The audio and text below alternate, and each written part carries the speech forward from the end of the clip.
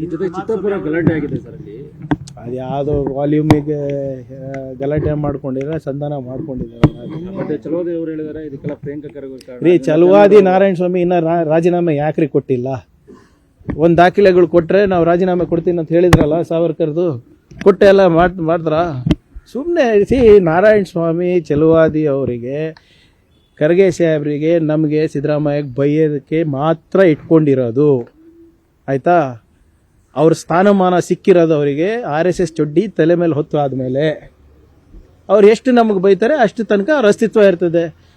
ಯಾವಾಗ ಅವರು ಬೈಯೋಕ್ಕೆ ನಿಲ್ಲಿಸ್ತಾರೆ ಆವಾಗ ಅವರಿಗೆ ಸ್ಥಾನಮಾನ ಅಸ್ತಿತ್ವ ಇಲ್ಲ.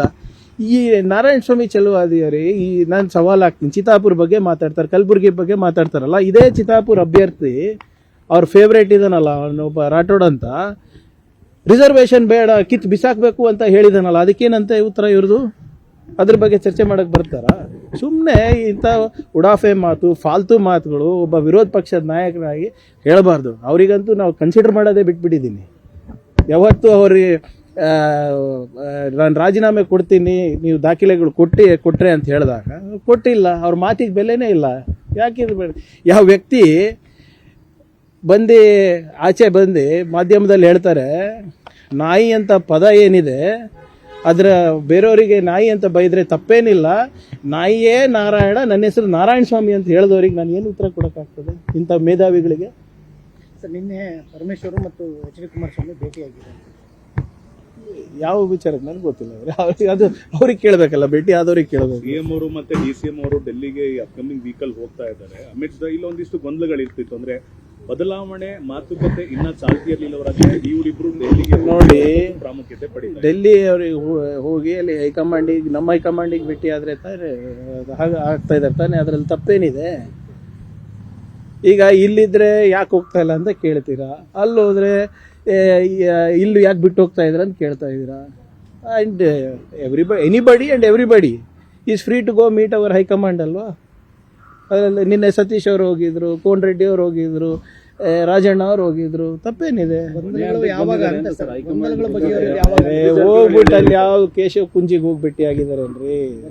AICC ಅಧ್ಯಕ್ಷರಿಗೆ ಭೇಟಿ ಆಗಿದೆ. ಗೊಂದಲ ಏನಿಲ್ಲ. ಯಾವಾಗ when it is necessary for intervention the time they will intervene ಅಂತ ಬಹಳ ಸ್ಪಷ್ಟವಾಗಿ ಹೇಳಿದ್ದಾರೆ.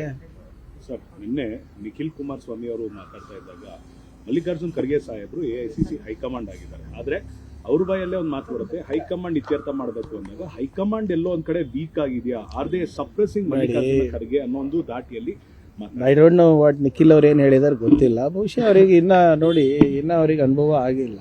ಆಮೇಲೆ ನಮ್ಮ ಕಲ್ಚರ್ ಅವ್ರಿಗೆ ಇನ್ನೂ ಗೊತ್ತಿಲ್ಲ. ನಮ್ಮಲ್ಲಿ ಹೈಕಮಾಂಡ್ ಅಂದರೆ CWC ಇರ್ತದೆ, 2-3 ಜನ ಅನುಭವಿಸ್ತರು ಸೇರಿ ಡಿಸಿಷನ್ ತಗೋತೀವಿ.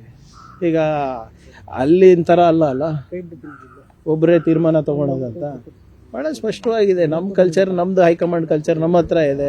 BJP ಅವ್ರ ಹೈಕಮಾಂಡ್ ಕಲ್ಚರ್ ಅವ್ರ ಹತ್ರ ಇದೆ. ಇವ್ರದ್ದು ಹೈಕಮಾಂಡು ಲೋಕಲಲ್ಲೇ ಇದೆ. ನಮಗೆ ಅದು ಅವ್ರದ್ದು ತಕರಾರಿಲ್ಲ. ಅವ್ರಿಗೆ ಯಾಕೆ ನಮ್ಮ ಬಗ್ಗೆ ತಕರಾರು ಇರಬೇಕು ಡಿಸಿಷನ್ ಮೇಕಿಂಗ್ನಲ್ಲಿ? ಈ ಸೊತ್ತನ್ನು ನೋಡಿ ಭಾಳ ಸ್ಪಷ್ಟವಾಗಿ ಪ್ರೈವೇಟಲ್ಲಿ ಮಾಡಿಸ್ಲಿಕ್ಕೆ ಆಗೋದೇ ಇಲ್ಲ. ಪ್ರೈವೇಟಲ್ಲಿ ತಮ್ಮ ಮಾಹಿತಿ ತಪ್ಪಿದೆ, ಪ್ರೈವೇಟಲ್ಲಿ ಮಾಡಿಸ್ಲಿಕ್ಕೆ ಆಗೋದೇ ಇಲ್ಲ. ಈ ಸೊತ್ತು ಅಭಿಯಾನ ಏನು ನಾವು ಮಾಡಿಸ್ತಾ ಇದ್ದೀವಿ, ಇದು ಭಾಳ ವಿನೂತನವಾದಂಥ ಅಭಿಯಾನ.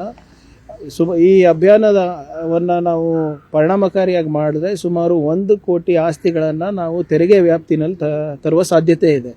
ನಾನು ಸದನದಲ್ಲೂ ಕೂಡ ಇದು ಉತ್ತರ ಕೊಟ್ಟಿದ್ದೀನಿ. ಮತ್ತು ಪ್ರತಿ ವಾರ ಒಂದು ಅಪ್ಡೇಟನ್ನು ನಾನು ನಮ್ಮ ಮಾಧ್ಯಮ ಸ್ನೇಹಿತರ ಮುಖಾಂತರ ಸಾರ್ವಜನಿಕರಿಗೆ ಪ್ರಕಟಣೆ ಮಾಡ್ತಾ ಇದ್ದೀನಿ. ನಾನು 1 ತಿಂಗಳು ಟೈಮ್ ಕೇಳಿದ್ದೀನಿ. ಸ್ವಲ್ಪ ತಾಂತ್ರಿಕವಾಗಿ ಅಂದರೆ ನ್ಯಾಷನಲ್ ಇನ್ಫಾರ್ಮ್ಯಾಟಿಕ್ಸ್ ಸೆಂಟರಿಂದ NICಗಳಿಂದ ಸ್ವಲ್ಪ ತಾಂತ್ರಿಕ ತೊಡಕು ಆಗ್ತಾ ಇದೆ. ಅದು ನಿವಾರಣೆಗೆ ಈಗಾಗಲೇ ನಾನು ಕೇಂದ್ರ ಸರ್ಕಾರಕ್ಕೂ ಬರೆದಿದ್ದೀನಿ, ಅವರು ಕೂಡ ಸ್ಪಂದಿಸಿದ್ದಾರೆ.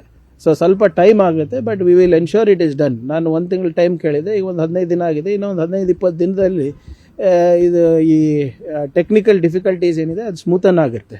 ಸೊ ನಮಗಿನ್ನ 1-1.5 ತಿಂಗಳಲ್ಲಿ you will see the result of this start ಆಗುತ್ತೆ.